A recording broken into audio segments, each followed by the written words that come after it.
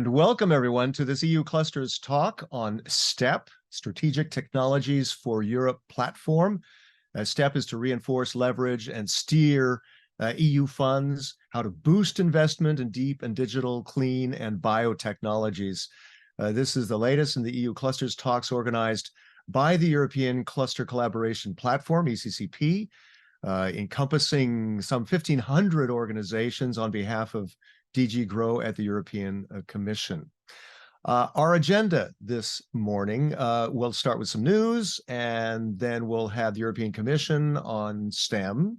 We'll have some Slido questions out to you to tap your brains after you're here about that, the idea, the concept of STEM, what we're doing with that. And then a panel discussion with cluster representatives and you, of course, as well. We want to hear from you. And then funding opportunities. Some tech tips, housekeeping tips there, your questions via the Q&A platform. You've got your Slido to launch the polls. You can also do it with the QR code that you will see on the screen. And then put your questions either in the chat, or you can also raise your hand. You can click at the bottom of your screen to raise your hand and pose the question yourself. And this will be, of course, recorded for playback. And also any kind of slides will be available on the platform as well that you would see during this program. So let's begin with news from the European Cluster Collaboration Platform with Nina Hoppmann, team member of the ECCP. Nina, please. Good morning, Chris, and good morning, everybody. Thanks for being with us this morning. Some news we have to share. I don't know if you've seen it already. It was in the press release from the European Commission yesterday. As of the 1st of January 2024, the United Kingdom will join the Horizon Europe program as an associated country. That means they can be part of research and innovation projects financed under the same term as any other associated countries of the program, having access to the funding with a budget of 95 billion for 2021 to 2027. And great news, I think, if you have partners that you would like to work on in your innovation and research projects. Yeah, because that was interrupted for a while. That stopped a lot of projects, I think, right? So this is good that it's starting again. Exactly. So as of 1st of January, the United Kingdom is back admitted as associated country. Click on the press release in the chat to find out more and read about the details. Last week, we had a session on the green transition support that is available under the ECCP. And one of the tools is the Industrial Symbiosis Toolkit, which is a new tool that can help you to develop collaborative action in an industrial country to have byproducts or waste flows of one industry to be the raw materials and inputs for others. So very interesting concept, and you can learn more about it and how the tool can help you to develop the system in your region with your companies under the green transition support that is available on the ECC. So have a look at that. We also invite you to take part in the Cluster Booster Academy, which is a skilling program designed for up to 50 participants. It will take place in the end of January for 3 online training sessions and 2 days in person at the Automotive Cluster in Sofia in Bulgaria on the 11th and 12th of March next year. You can still apply before Christmas if you haven't done so. So even if you're a cluster manager or a cluster practitioner, maybe wanting to become a cluster manager, please apply and join us at the Cluster Booster. There's also an open call to host a Clusters Meet Regions event. These are events traveling across different regions in Europe to discuss the role of clusters as drivers for economic transition, and also to see how the collaboration is organized between clusters and regional stakeholders for the industrial development of the region. And here we're looking for new hosts for 2024 and 2025 with different cutoff dates. All the details are in the white book that is published on the ECCP. And if you're still open to travel, we have one last Clusters Meet region this year on the 11th and 12th of December in Krakow. So you can have a look. Come and join us at the event there so that you see how it works. And there are also a lot of event reports published on the ECCP from past Clusters Meet Regions events, so you can see what was discussed at those events. And last but not least, I would like to invite you to give us your feedback on the EU Clusters talks and your topic suggestions for the next cycle. The poll is still open. By clicking on the link, you can let us know how these talks are helpful to you and what are the topics that you would like to discuss next. Any topics that you're missing or that you think are especially relevant for you in the next months. And with that, I give back to you so that we can dive into the topic of today. Great, Nina, thank you so much. Yes, let's go to the European Commission. David Lombardo, acting head of unit, DG Budget, European Commission. You're an ex-senior economist at the European Commission. I see in your bio that you're used to work for the IMF. You're a graduate of Stanford University and the Università Bocconi. Quite interesting. And let me just throw out a couple of headlines here on funding. Here's one: EU to invest 180 million euros in cutting-edge digital technologies and research. That's the good news. Reality check also from Atomico's State of European Tech report says European tech funding cuts in half to 45 billion, back to pre-COVID levels, but that AI is a bright spot. Anyway, to throw it out there that there is a funding gap and that the EU is working hard to help to close that gap. That's the way I see it. David?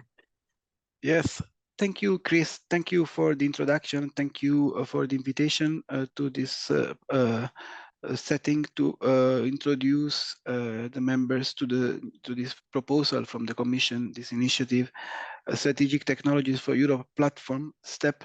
As you said, Chris, this proposal is motivated by the recognition that whereas we are in Europe quite good at research, including with the Horizon program that was just mentioned, we do have some improvement. We have room for improvement when it comes to developing the products in a commercial sense, yeah, and scaling up some of these very brilliant ideas that sadly too often have had to go to other shores to see funding. That's true. So this proposal from the Commission tries to fill this gap. As the name says, it's just a first step. It is not certainly a panacea, but we are quite excited. If we go to the next slide, I can begin to introduce you this initiative. So as I mentioned, it has essentially two objectives. So it is both aiming at supporting this scaling up in key sectors like bio, clean tech, and deep digital technologies, but it also has an element of strategic relevance in the sense that it also aims to support particularly those technologies in which the EU is presently at the dependence of third countries in a way that it is increasingly less comfortable. Let me put it that way. So the key thing about this initiative is that it's purely a funding initiative. So but it is related to other initiatives, which I'm sure you are familiar with. For example, the first that comes to mind is the Net Zero Industry Act, which have more of a regulatory perspective. So here it's just, the idea is to use the EU budget to the best possible way to support the development and scaling up of these technologies. Next slide, please. Yes, so the STEP initiative basically can be understood as having three main pillars. So first of all, it works, as I mentioned, through existing programs of the EU budget. including the Horizon program that was mentioned before, but not only. These are listed, for example, on this on the left and the right side of this slide. We had conceived creating a new fund altogether. You might have heard of the sovereignty fund idea that was floated by our president a couple of years back. However, when it came to the design moment, it was realized that a new fund altogether might take too long and could even generate some new administrative burdens from on the promoters of projects needing to get familiar with new processes. So we decided to use the existing fund. But the proposal, through a series of legislative provisions, tries to focus these programs. So it generates, for example, it foresees the creation of new specific objectives for many of these programs. On second pillar, it suggests, it advocates for reinforcing targeted reinforcement of some of them, in particular those listed on the right side here, the InvestEU, the Innovation Fund, the European Innovation Council, which is part of the Horizon, and the European Defence Fund. And then, which is where I come in with my team, there is a lot of provisions in the proposal that aim at creating synergies between these programs. So first and foremost, we have the idea of the sovereignty seal.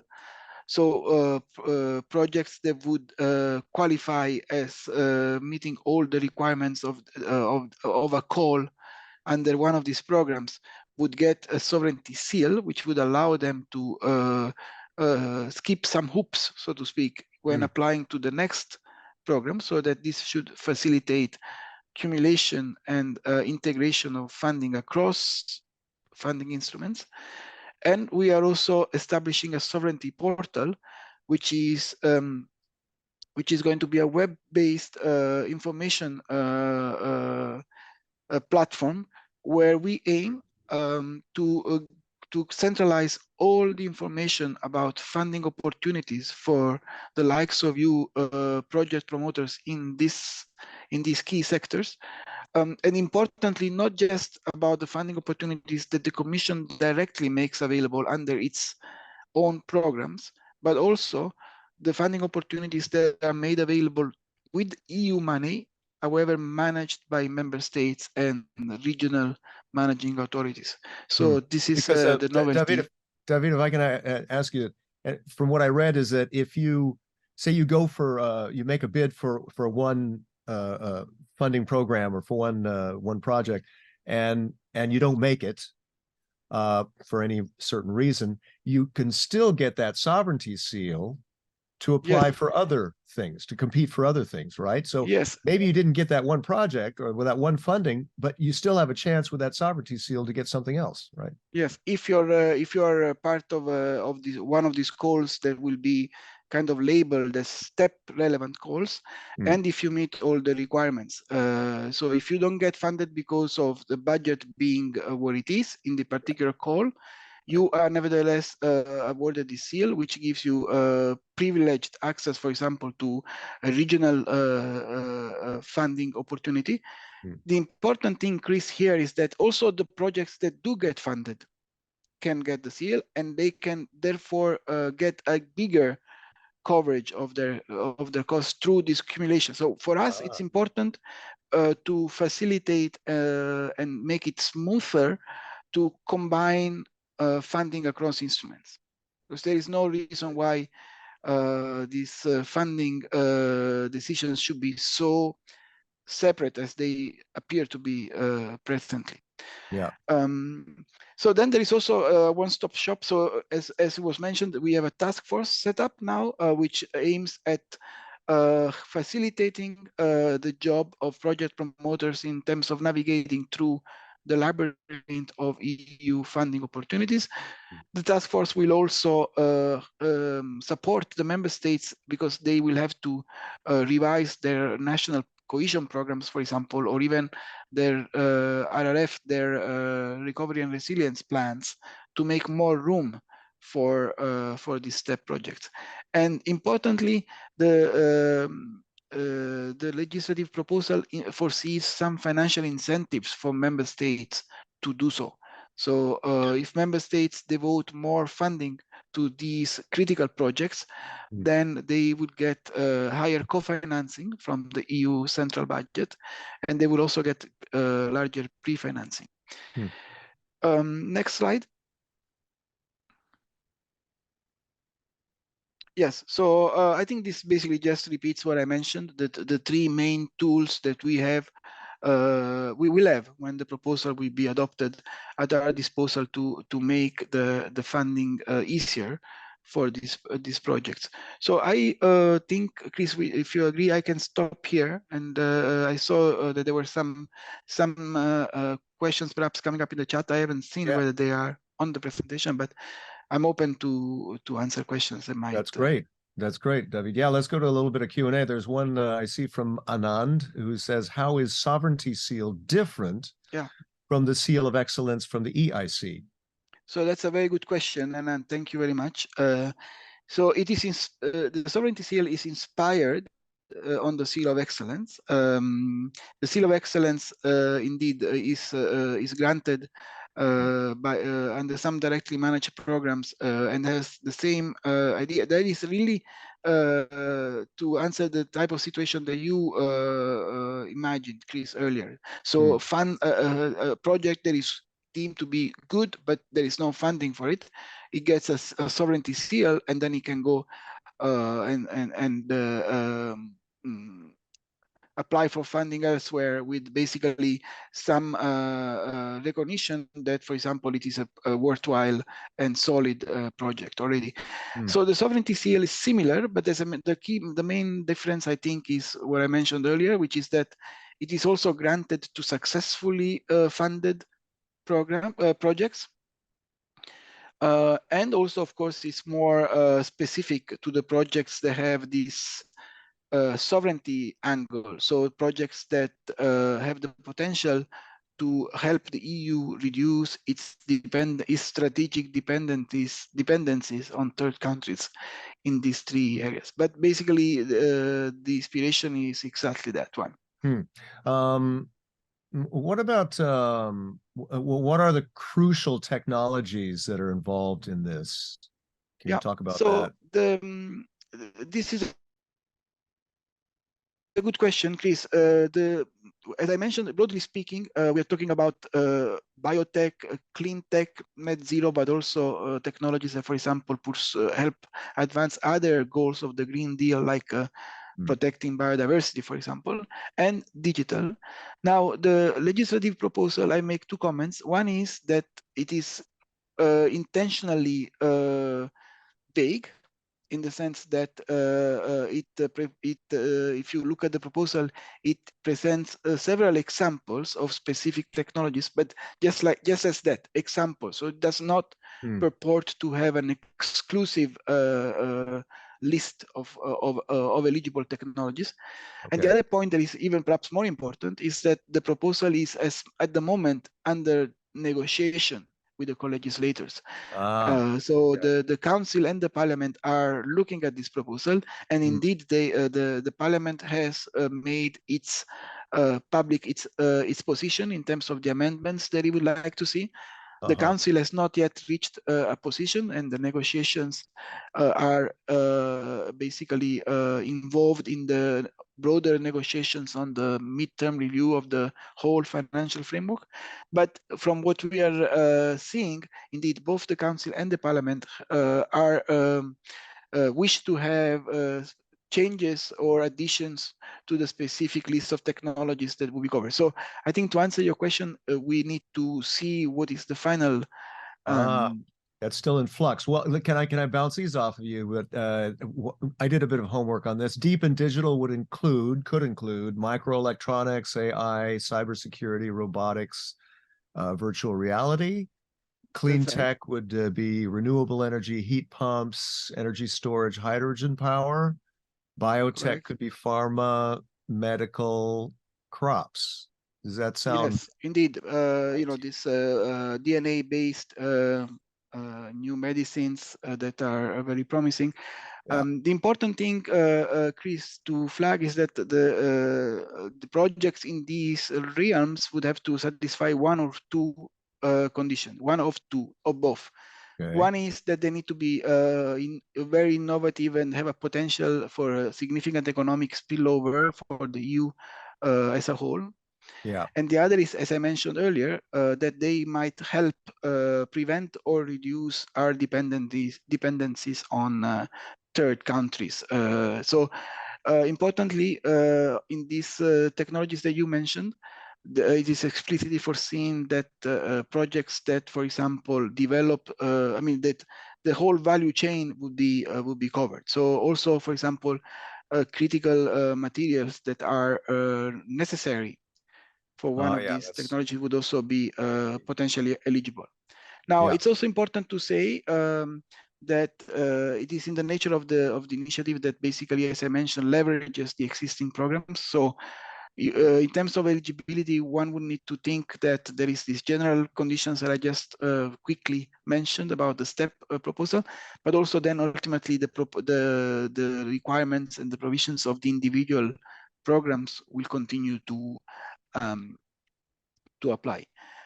And the Okay. final thing that this brings me, reminds me to mention, which I think is important, is that this is a step in many ways. It's also a step for us in the sense that we hope to learn, including through interactions like this one, Mm. exactly what it is that works, what it is that does not work, in terms of mobilizing our budget more effectively.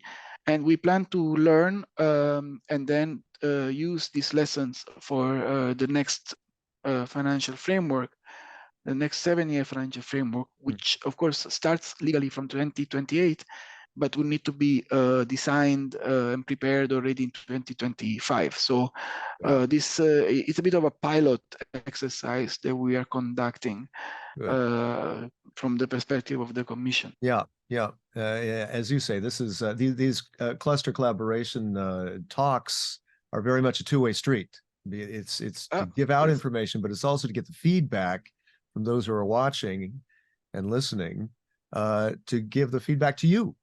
indeed, So we're you very can do much a better open, job and in fact, shaping it. we need this. We really are looking for all opportunities where we can gather the feedback of the people that actually struggle Yeah. with making the most out of our funding. Right. So that's very important in the chat here, in the Q&A, and also Slido. Let's go to Slido now because we want to get your feedback and then David's feedback on your feedback. Why don't we do that? How about which of the key STEP sectors are hot in your region? Is it deep and digital? Is it clean tech? Is it biotech? Or maybe everything? We can get your feedback on Slido, and you either go on the QR code or you go to slido.com, #STEP. And let's see what the feedback is. So far, it's pretty even. Yeah. All of the above. Okay, that's winning so far, but oh, yeah. Deep and digital. Any surprises there, David, so far? I guess it's still a little bit, seems deep and digital is very important. I mean, all of them are important for the Green Deal, for the digital transition. Everything is, right? But just curious in there. Yeah, I think Everybody's. in the deep and digital, perhaps we have more obvious cases of the type of situation that I mentioned before, where we have very good ideas and very promising startups, which then have to get financed elsewhere. I think Mhm. that's probably. But Yep. indeed, it seems that all of the above, all of the sectors. Yeah. Clean tech is lagging though a little bit there, as the most important in their regions. But okay, let's move to the next one. The next question.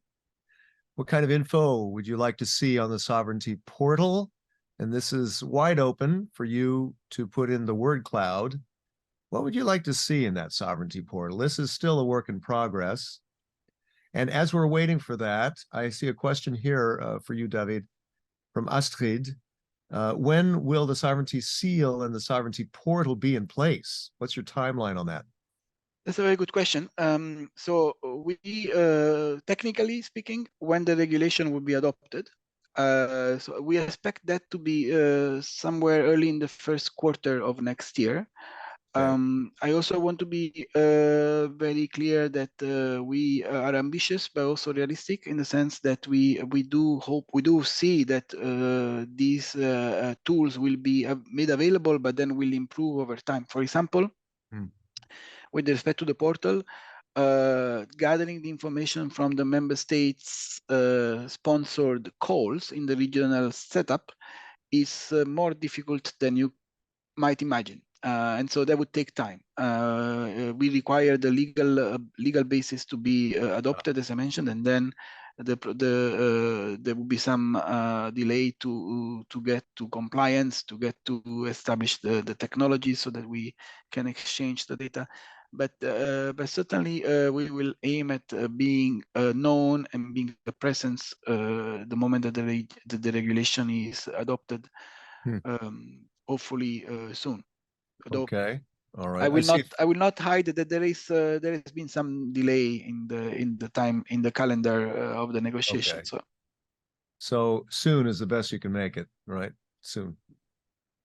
Okay. All right. So stay tuned. Everybody stay tuned.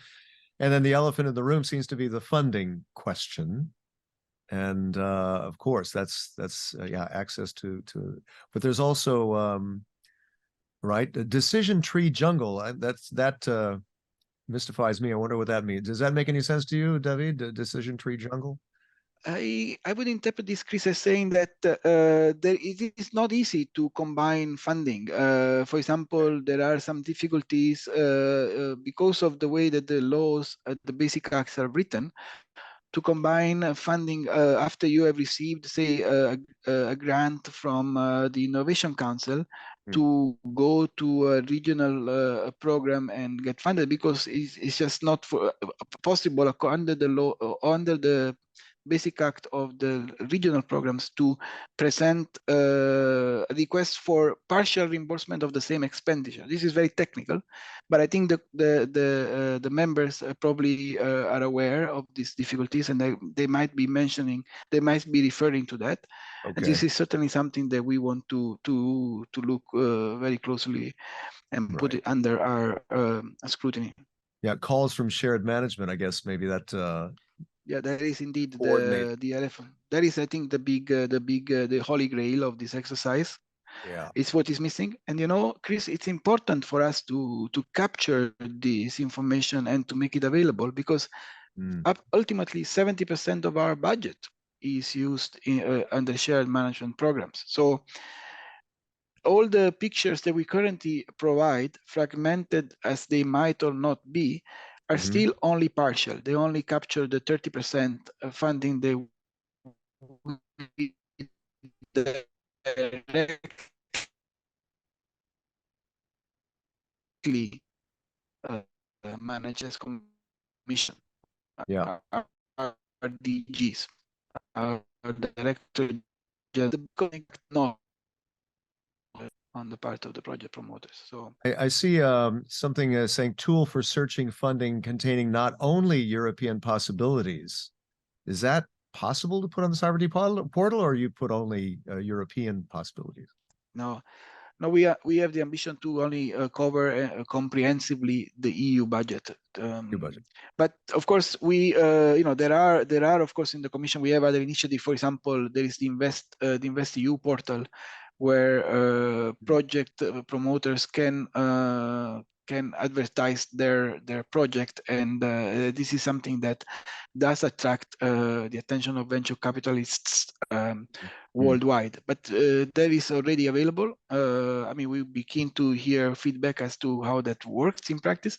But our own job right now is to just make sure that the EU budget, as it is, such as it is fully mobilized. Yeah, and gets out to the right people. What's the? Let's go to the final Slido question to try to do that quickly. What's the main challenge for you in applying for EU funding? What's your main challenge give us a word cloud. Maybe it might be similarities in the previous word cloud, but go ahead. Please let us know on that.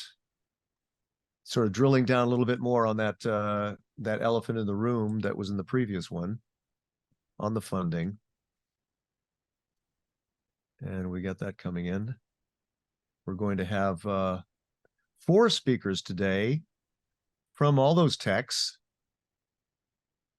So clarity in what passes, what works. Their challenge, irregular deadlines. Okay. Yeah, you got to juggle those deadlines, right? And accessibility. Yeah, how can we simplify, right? I think that's part of an effort, isn't it, David, to simplify things so it's not so overwhelming because these are small businesses. These are startups for the most part, right? Certainly, this is on our plate in terms of learning lessons. Make sure that in the next MFF, in the next financial framework, we address the bulk of these problems. Yeah, which goes along with the administrative burden. Yeah, yes. I see that. That's the overwhelming taking one. over. Right. Okay, well, you got the message, I guess, right, David? There's work to do. Yes. All right. Too complex, accessibility, complexity. Yeah, very interesting. Okay, well, why don't we move on to our speakers? This is now the panel debate, panel discussion. And of course, we want all of your questions coming in via the Q&A button, via the raise your hand. And it's always good to watch the chat because there's a lot of good exchange of information there as well. Why don't we begin with kind of a lightning round here with the speakers. Let's start with Ben Jorgensen, Chief Project Manager of Clean. That's a Danish environmental cluster. I see you're connecting SMEs, companies, research institutions, and the public sector for all kinds of things like water in the technosphere, climate adaptation, resource materials, so forth. Ben, yeah, what are you up to? Hi, thanks for having me. I would note that I also lead the Secretariat of the International Clean Tech Network, which is actually an association of 23 environmental and energy technology clusters. So we connect our members to build capacity through knowledge exchange. We try to foster innovation collaborations across borders and generally accelerate the adoption of clean tech solutions between our Very good. Okay, perfect. Let's move on to, can I jump to Stamatiki Kritas, Business Development Manager at the Hellenic BioCluster Project. And let's see, and you've actually, I understand that you kind of worked with Ben before. You've been in the same area with Ben. We have, yes. Yeah. Good morning, everyone. Thank you for the invitation. It's been great to present here and listen and have an active dialogue with all these different sectors. I do look like I've got a halo, but I don't. I'm not that holy. Yes, my name is Sammy Kritas. I'm coming from Athens. I am managing the Hellenic BioCluster, which is the only biotech and life sciences cluster here in Greece, with more than 100 active members across the sector of biotech. Yes, with Ben, we were together 3 weeks ago, I think, Ben, in China, representing Europe in an EU-China cluster exchange. And obviously trying to make international collaborations. That's something that us clusters do, and look forward to the chat today.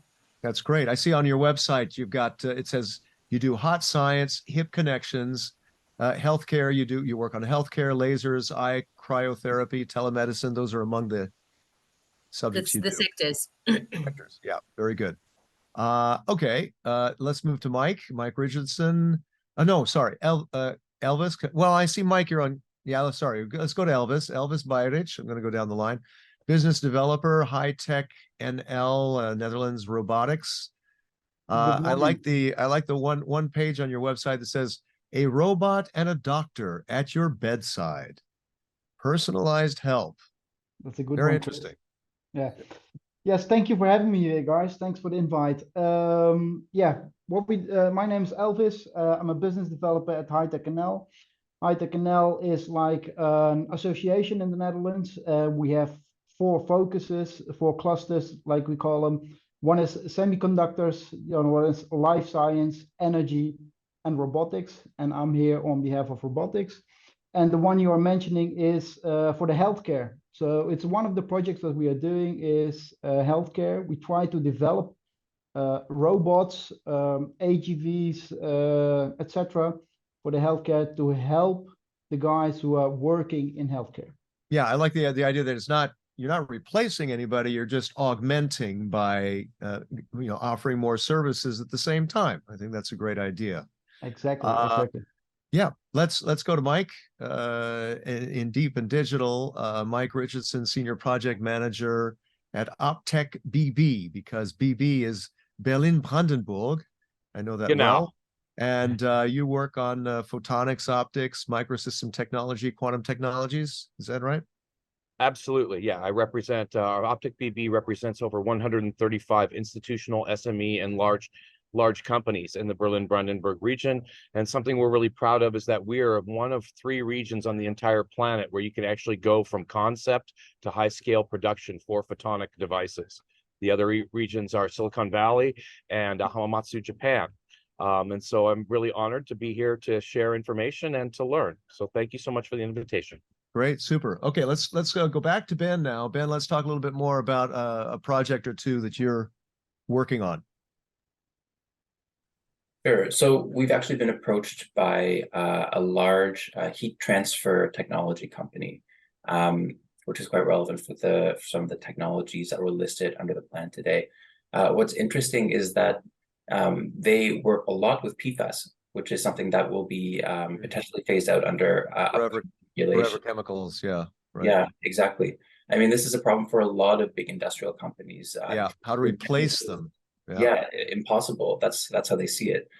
So that's a big pain point for them, and I think for many other companies working with clean technologies in Europe. So we're working right now to connect them to researchers and other experts from across Europe, just to get a sense of what potential solutions could be, because even for a large company, it's really hard to get some visibility into how to move forward. So what's one challenge involved in that? The funding, I mean, we saw in that word map before, funding is always a problem. And although there are some calls under Horizon Europe to target this topic, they are irregular. You know, you get maybe 1 call on this topic over the course of a few years, and finding flexible funding that a group of companies can apply for as they come across challenges, that's an issue. And when it comes to solutions, I mean, there is a lot of national funding as well. It would be really great to see the Commission coordinate between national funding bodies, as they do in the Eureka network, for example. There's some great opportunities there. Okay, very good. Let's go to Stamatiki. Yeah, give us an example, drill down a little bit more into one of the projects you're working on. So at the moment, us as HBio, what we're trying to do, and I should mention that I'm the Vice President of the Council of European Bioregions, which is a cluster of clusters when it comes to life sciences. So we represent at the moment over 60 clusters in life sciences across Europe. So what we see is that all our members, which are mainly startups, SMEs, or larger corporations, all working in the biotech, they all have very similar challenges. Trying to find solutions. So our role is exactly what Ben said, trying to foster and the connections between across Europe in order to make, resilience Europe and make Europe be more autonomous. Okay. Some of our a big thing for us is the EU Chips Act, because we have a lot of companies that are actually working in nanotechnology, and I think that's important. And trying, of course, to support medical countermeasures and vaccine production, antibiotics, in order to actually make them, manufacture them here in Europe and keep them here in Europe in order to be able to administer and have across the member states. Can you tell us one success story, how you made that work through that cluster work? Through it's in terms of collaborations, you mean? Yeah. Well, a success story, I don't have one success story, but I have a success mechanism in the sense that ECCP platform is involved, and I think we should mention it. Right. So we are participating. We have a common project with another 3 clusters across Europe. So trying to connect the Greek, the Romanian, the Spanish, and the Belgian ecosystem. This is why I'm in Belgium at the moment, presenting at a Health Tech Investor Summit. Right. And ECCP, through the exchange programs, has been crucial, and we really have seen members across the 4 slightly different innovation ecosystems collaborating and actually working together. So that's a success story, not just one success story, but this is just exactly what clusters do, what the ECCP wants to do, and this is what, you know, we want to foster collaboration across. And it is working, and I think by helping and having people hear from the Commission, by supporting clusters, we can actually foster these connections in order to keep going and growing. Okay, let's go to Elvis Bajdic over at High Tech NL, and I like that the robot gripper that you developed inspired by insects. That's pretty cool. But you also train people to work better with robots, right? Yes, we do that as well. So what we do is we have a project going on with how to help SMEs in the Netherlands. And we don't have funding for that. So what we were looking for a partner who has a similar goals, how to help the customers, and mostly SMEs. So we teamed up with a bank, the Rabobank in the Netherlands, and we had a pilot going where we inspired the account managers first. Then we asked the managers to invite one of their customers. And so the second session, we had like 20 SMEs in the Netherlands from different kind of branches, like sheet metal, plastics, windows and doors, all kind of SMEs. And we inspire them by giving them presentation what they can do with robotics. They can experience it by seeing the demonstrations that we organized for them. But the most important one was after the session, we gave them some homework. So we want to see what they do in their company so we can advise them a little bit better. And we made a business case where we can tell him in how many years he can earn money and how much money he can earn with it. So that was the most important one. If it comes to money, they're listening. They're coming to the sessions. So, and how's that working for that idea about robot and doctor at your bedside? Yeah, that was a different one. So that's not from the SMEs, but it's the healthcare project that we are doing. And what we do there is like in the hospital, a doctor is like walking 40,000 steps a day. And what they are complaining about is that they don't have time for the patient. Yeah. So what are we trying to do is to develop a robot that is now what we have to explain a little bit better. We looked where he was walking the whole day. We tried to see where the most steps he was making, and that was just bringing the sample from A to B, a blood sample. So he was bringing it back to the laboratorium. So we were thinking, why is he not putting it in a robot, an AGV, so that the robot can bring it to the laboratory, and other doctor can open it and just send them the results by email. Right. So that we try to see what the people want in healthcare, and we try to see if a robot could be a solution. Great.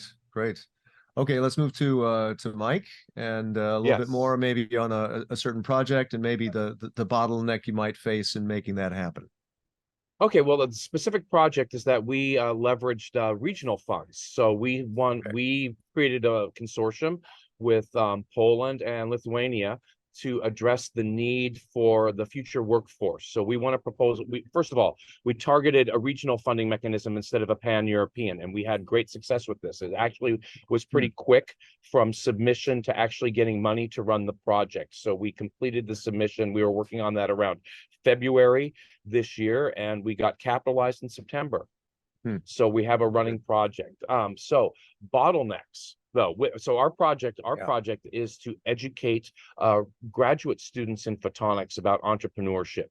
It's basically to address the issue with strategic autonomy by developing the workforce. Okay. Right? Because this is one of the issues. We see all of these posters, for example, in research institutions, and the valorization is minimal, as we know, in the EU. So that's what we are doing to address this, is to start educating the photonics researchers. And the intent is not necessarily to transform a researcher into an entrepreneur. We don't believe that that's really the right way to do things. It's more to give the scientists some type of an entrepreneurial education so that they have the right tools to pick the right entrepreneurial partner to develop their deep technology projects. So our challenge is actually with us, it's coordinate. I'll give one that's really simple, but it's something that affects all EU projects that I've worked with. Okay. Coordination of holidays across nation states. Right? We have a certain set of holidays in Germany. Poles have a certain set of holidays. Lithuanians do. These are somewhat in alignment, but again, you can't assume that, we're Germany based, that our holiday schedule matches the others. And why I point that out is that these have caused significant challenges in our projects because we haven't paid attention. And then we're expecting the ability to have, let's say, a full conference with all stakeholders. And then we realize 1 week into the planning, we didn't look at the vacation that the Poles have. So that this is one of the share. Yeah, it's coordination. Yeah. All right. Okay. I keep your questions coming in to all of those watching in the Q&A section. Also, the chat is fine too. Raise your hand if you want. What about this sovereignty portal? I'd like to get a little more feedback from all of you on that. How do you think that might help you in getting funding for your projects? Ben, you have any feedback on that? Yeah, it sounds like a really interesting opportunity. I would say that to make it have the greatest possible impact, it'd be great to see that seal actually included in the evaluation criteria of specific calls, so that applicants can really see that it'll influence their chances of success. Another point would be to work with member states to make sure that they're also mainstreaming this into their own national funding programs. Yeah, I would think, I'm just hearing from Mike about getting regional funding. Maybe that could help you too, right? To get some a European level mark of excellence could help in getting funding not only on EU level but regionally, right? Okay. Stamatiki. Oh, yeah, Ben, did you want to say anything on that, or you say you're good with that? I'm sorry, Mike. No, I would, okay, I'll give a very personal example from some project that I worked on last year. And this is, I created a consortium last year for a submission to the European Defense Fund, right? And so that would have been very useful moving forward. We didn't win that proposal, but if we could have won that seal, I could have taken some of the technology and used that for Horizon funding, separated it, right? So I see this portal as very critical because in the realm that I work in, it's all dual use. Really, everything in photonics is dual use. And to have some type of portal where I can start, let's say, looking for other researchers or looking for research topics that I can combine with a European Defense Fund call so that I can increase the surface area, meaning increasing my chances of success for the membership in my organization. Also, this helps with technology surveillance, and we may be able to provide a greater service to the EU by identifying redundant calls. Now, if the call's already there, it's not going to be dialed back. But based on our feedback with this type of sovereignty portal, we can give feedback saying, hey, look at these. Why do we have 3 different calls here? In the future, talk to each other. Let's get one big call. So yeah, one example. If maybe that could help you in picking the partners for the next project too. If you see others that have that sovereignty seal, that would help give you maybe a better chance. Absolutely. I mean, I've worked in suboptimal consortiums, right? Because you don't know who you're picking. Maybe you might get a 20-minute. I mean, ECCP is great with these matchmaking functions, but 20 minutes isn't enough. Now, if I find someone that has a seal, like their project, I will have more than a 20-minute conversation. And my members will either. Yeah, it narrows it down. the grain from the chaff. Stematiki, I think you were nodding a lot on that too. I agree, and I think it possibly is a fantastic tool to actually continue the momentum of great projects. And I like the idea of actually, because that's one of the problems that we have. You know, there is momentum in one project, and the project ends, and then we don't have that continuity, which will actually, you know, create the greatest impact. So that's definitely something that will help in that way. And I like the fact that you know, through this we can put a little bit of pressure on member states to actually step up, because I think that's quite important as well. You know, we have sort of a centralized strategy, but I think that needs to be aligned with the national strategies, with the regional strategies within a nation. I think that's quite important as well, and then sort of creating the maximum impact. So I think this is a positive step forward. Great. Yeah, Elvis, let me get your feedback on that, on the sovereignty seal, how that might help you on a certain project, for instance. I totally agree with the others. Yeah, for me personally, I'm sticking to regional and national fundings because it's much easier.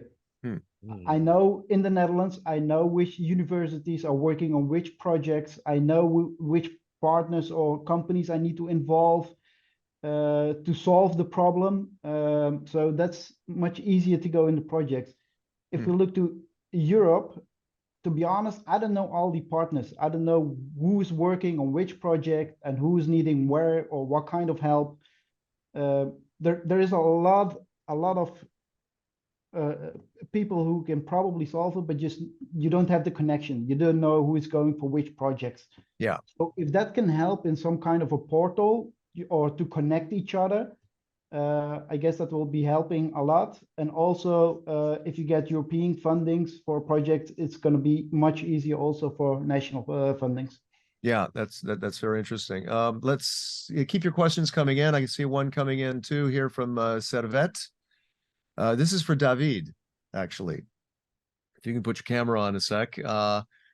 Says, many thanks for the overview. Pending the co-legislator process, can you elaborate on the timeline, which you said was as soon as possible, right? It's ASAP. Yeah. Also, what can the industry expect? How STEP will work in practice? Can you you make a call for proposals, allow time and set criteria? How does it work? Yeah, no, this is, first of all, I want to say that I listened to with the great attention to the insights of the panelists, very interesting feedback, or in fact, indeed, homework. So basically the way it's going to work is we will indeed, as task force, do the coordination that Mike was describing. So we will be very involved into the work programs of our 5 or 6 programs that I mentioned, and we will say, okay, that's interesting that you have the call, but then after the call, who's going to pick up basically the next step? Where is the call that picks up the next step? Or this call, it sounds a lot like the other call that we just did. You know, why are you doing this call, or why are you planning that? What's the motivation? And you know, these are basic questions, but you know, but just in a sense, challenging the people to look beyond their garden, in a sense. We believe is going to help increase the coherence and the efficiency of the offer that we will be able to deploy. In terms of the specific question of the listener, as I said, we will try to make sure that there are as many STEP calls as possible. You know, some programs, as you know, have more like wide ranging calls, so that is going to be more difficult to label a call STEP. I'm talking, for example, you know, the Innovation Fund makes one call. And is prepared to look at pretty much any innovation in pretty much wider area of sectors. But for the other, for example, for the Innovation Council, or even the European Defence Fund, or the digital program, we will have STEP marked calls, which will then generate, therefore, the avenue for the seal. And we will have, as part of the website, a whole section where these seal awarded projects will be listed and described. I mean, it will depend a little bit on what the project promoters feel its best, but we do anticipate this venue for publicizing indeed these projects, which then might trigger greater cooperation opportunities. So just information sharing that I hear is also interestingly a challenge at the And moment. David, who would get the sovereignty seal? Would it be just companies or also research entities, No, it would be the financial project. investors? It would be the project, no? The project as such. The project is meets all the requirements. It is given the seal. So there will be like you get an email with a PDF file says this is a seal of sovereignty, and that means that you can use this and go when you go to say a regional managing authority. You can say, look, I already have the seal. That means that, for example, the policy relevance, the European value of this project has already been ascertained. And, you know, the practice is that some of these regional authorities do use, for example, the sovereignty, the seal of excellence as indeed a criterion for eligibility, in the sense that some calls we have seen are designed precisely to cater to this selected pool of projects. So this is already happening. We are, in our view, should happen more. So that's what this is what we plan to do. And to address also the point that Stamatiki was making, we will interact on one side with the project promoters, but on the other side, importantly, with the national authorities, to try to make sure that this European perspective is indeed always taken into account when the programs are then ultimately fine-tuned to the local needs. Right. I'm seeing in the chat, Barbara saying it's important not to make a second Cordis to find partners. If you look for partners for EU RDI consortia setting, you can ask Enterprise Europe Network or NCP in your country. Does anybody want to make a comment on that? Does that make sense to you as a tip? Yes.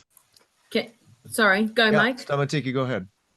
Oh, yes, Barbara's right. We do have the NCPs and we do have the EN networks across Europe, but I think the difference here is that the having a seal of excellence, in a sense, actually helps innovators connect quicker and more efficiently with partners which they know that they are speaking the same language or that they're at the same level. Although NCPs and the EN network is fantastic and we use it, clusters do use them, I think this is a little bit more defined, a little bit more fine-tuning. So it's not, we're not reinventing. I don't feel that there is a reinvention of the wheel. I think it's actually just fine-tuning the connections. Okay. That's my view of that. All right. Any other feedback on that? I'm also. I would agree. I agree with that as well. It's a fine-tuning, right? We do have other mechanisms, and they are more fit for purpose in their specific, let's say, specific context. But this doesn't eliminate those. It gives us another mechanism. I think that's necessary. So I agree with that comment.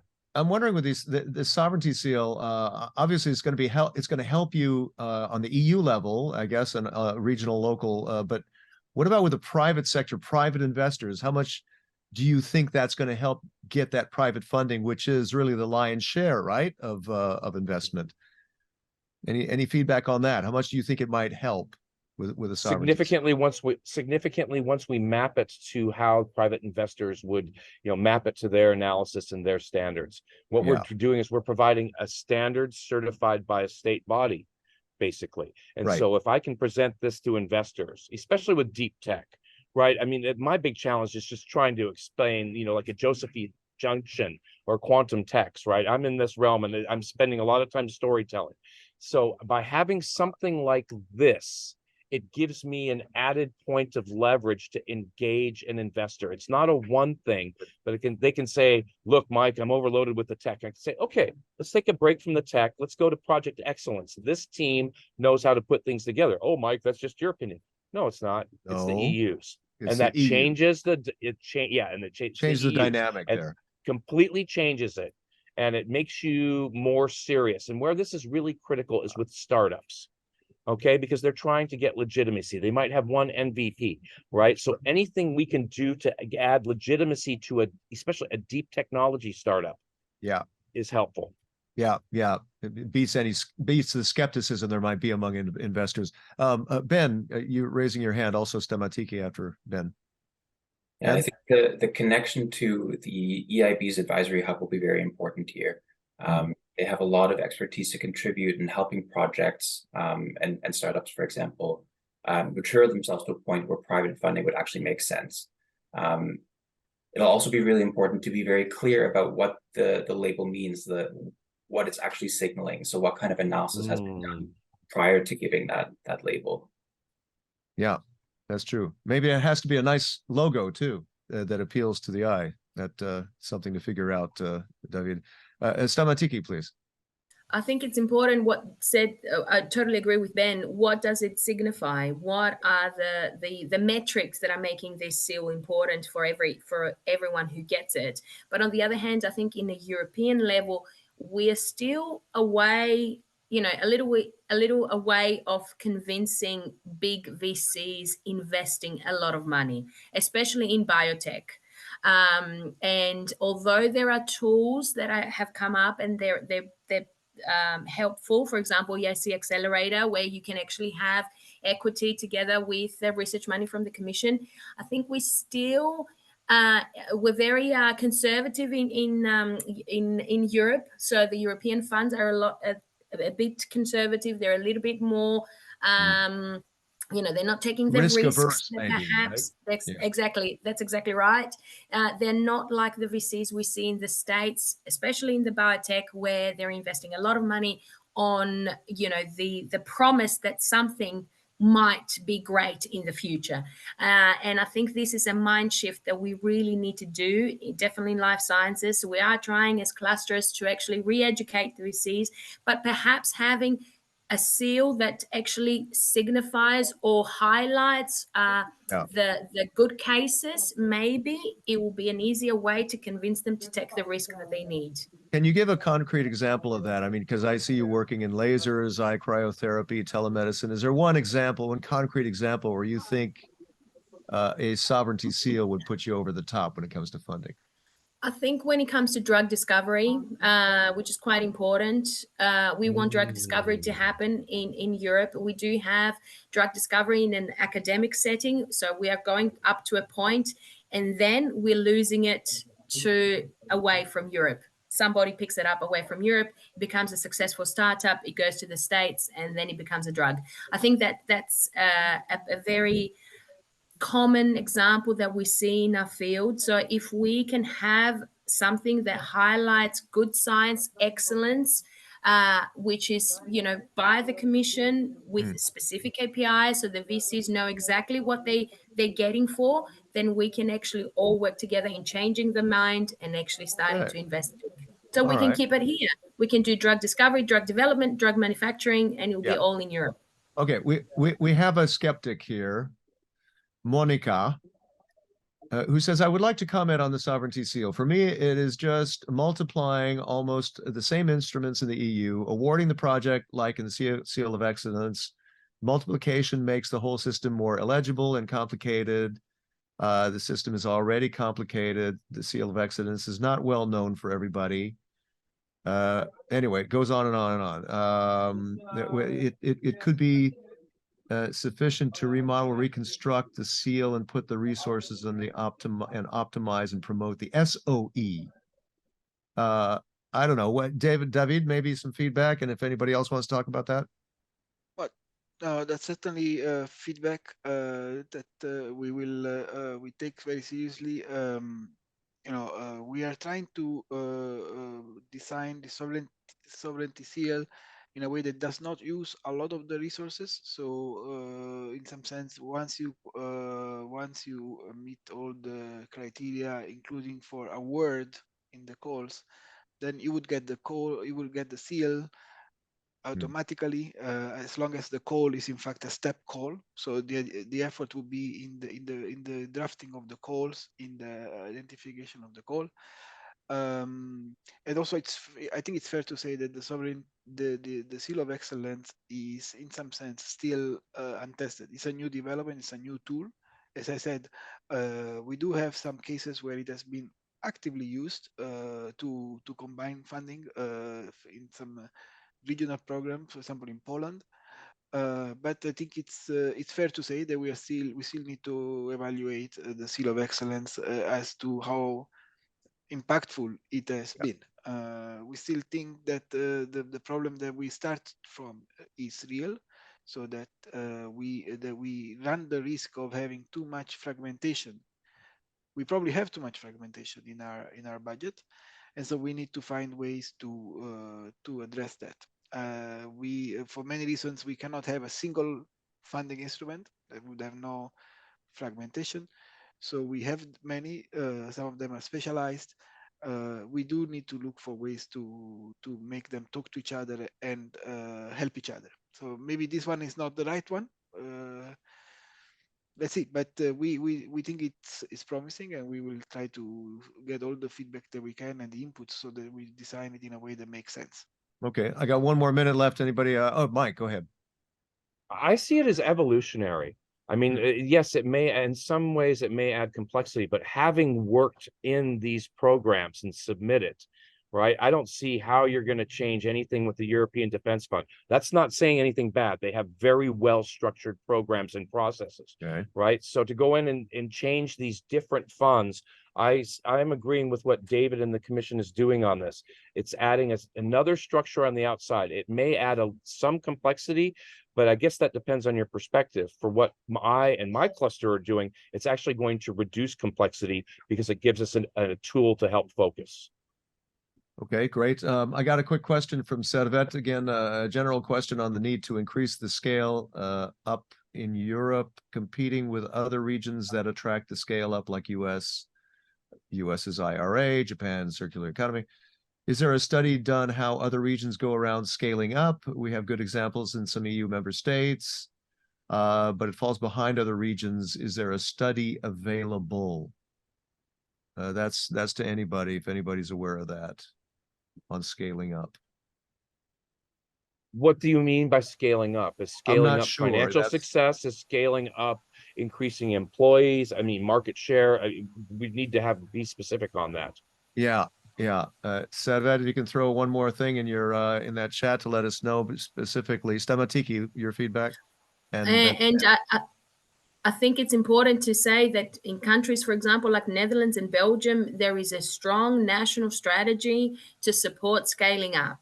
Yeah. And that's what differentiates those ecosystems to the other ecosystems that are less developing. What we see in Europe at the moment, which is really promising, is that we've got a lot of emerging ecosystems. Greece, for example, is one of those, Romania, Portugal. So we're doing really well starting off. But this is where we need an alignment, and this is where we as clusters need to put pressure on national funding bodies as well to have clear national roadmap strategies in order to actually support these companies to grow and remain in the country. Okay, yeah. Servet préciser that scaling up in the sense of commercializing, moving it from high TRL to the market. Ben. I think the EIB Advisory Hub, again, is very important here. They have a lot of expertise in helping projects and enterprises cross that gap from high TRL to market.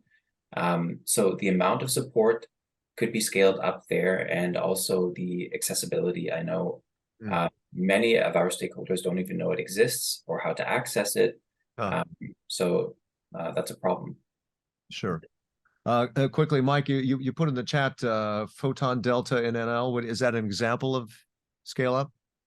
Yeah, that's significantly funded. That's funded from the Dutch sovereign fund, and they combined it with private funds. Okay, and that's for, at least in the photonics industry, to provide large amounts of money to scale up, because it takes money to build pilot lines and everything it takes to build photonic integrated circuits, right? Yeah. And so they've put billions into it, and they have private funds matching. So that's one example. I think to reinforce what Stamaki was saying, if I got your name pronunciation right, that the Dutch have a mature program that's ready to take these startups and hyperscale them, actually. Okay, final word from Elvis. Yes, thanks, Mike. Yes, we do have some regional fundings for scaling up. So we have some associations and regional fundings available for companies who wants to scale up. But what the question was, is it financially, or is it more like looking into their company and to help them perhaps with employees, or in this case, robotics from my side? So we always look into the company, give them a visit, invest what the best route should be. So if he needs to buy things, it means it's financially a little bit. If he already has the stuff, but he needs to reorganize it, we also give advice on that. But yeah, we also have regional fundings for that, yeah. Okay, very good. Well, thanks to David, Ben, Stamatiki, Elvis, Mike. Thanks to all of you for your feedback and your information. It was really great, and also to all of the audience who's sending in their questions. Before we leave you, let's get to our funding opportunities. Nina Hopman back with us, team member of ECCP, with some funding opportunities. Many things. Very interesting discussion. I was listening Indeed, carefully. that was really good feedback back and forth. Very good. Very good. Since we talked about several critical technologies in Europe, there are some open calls that might be interesting, maybe for the panelists, maybe for you as the participants. One of them is the Innovation Fund for Net Zero Technologies for small-scale projects. This is a fund to give financial support to activities supporting innovation in low-carbon technologies and processes, including environmentally safe carbon capture and utilization, to stimulate the construction and operation of projects that aim at the environmentally safe capture and geological storage of CO2, and activities helping the construction and operation of innovative renewable energy and energy storage technologies. Projects can have expenditure of 2.5 until 20 million euros under this topic, and the deadline for this fund is the 9th of April next year. It's an innovation fund lump sum grant. You see the topic ID in the screen and the link in the chat. Another interesting call, we talked about biotech. It's called Bio-Intelligent Manufacturing Industries, the Made in Europe partnership. And here, European manufacturing industry should be reinforced through biological transformation, in particular access to bio-intelligent production technology and architecture, technology advances and improvements in sustainability, raising from the integration of bio-intelligent principles, productions, etc., and the substitution of raw materials by bio-based materials. And there are a couple of requirements. For example, of course, these activities should drive the green digital transition, and they should build a business case and exploitation strategy. The two-stage call with the deadlines of 7th of February and 24th of September. It's a Horizon Research and Innovation Action with the topic ID here in the screen and the link in the chat. We talked about robotics, and there's an interesting call that's called Industrial Leadership in AI, Data and Robotics, Boosting Competitiveness and the Green Transition. So definitely something that we want to see in Europe and our countries. And the projects are expected to either create a system to address large-scale challenges using combined robotics, data, and AI solutions to implement the Green Deal, or to create a system to address large-scale resource optimization challenges using AI and data. The deadline for this is the 19th of March. It's a Horizon Innovation Action. You see the topic ID here and the link in the chat. And as always, a reminder that there are open calls from Euroclusters that are particularly targeting SMEs, either for innovation projects, for the adoption of new technologies and processes, for training, or for internationalization. So have a look at all of these different opportunities that are available on the European Cluster Yeah, it's Collaboration. like it's a wide range. It's high tech, but it's also, I see like there's tourism in there as well. So there's Exactly. a So wide range of stuff. this goes across all the 14 industrial ecosystems that were defined by the European Commission in their updated industrial strategy. So probably there's something for everybody, and especially for the SMEs and the clusters to get supported in their activities. Absolutely. The deadlines are different, so have a look at the specific call of this. And that's it from my side. Okay. And thanks again. Yeah, thanks a lot, Nina. Yeah, a lot of opportunities there to keep track of, and of course, all these slides sometimes go by too fast for people, but you can go back on them on the cluster collaboration platform. You can also hear the recording again. So this is all recorded for playback. Register for the next talks. Recap on policies and takeaways. So that's again, it's a feedback kind of thing. Go back and forth. You want more information, you want to give more ideas and information, that's important too. Register for the cluster collaboration platform, and then that will be the last one on the 13th of December. Then happy holidays. We'll see you back in January. Visit the ECCP website for all that information. And that's about it for now. My name is Chris Burns. Thanks very much. See you next time.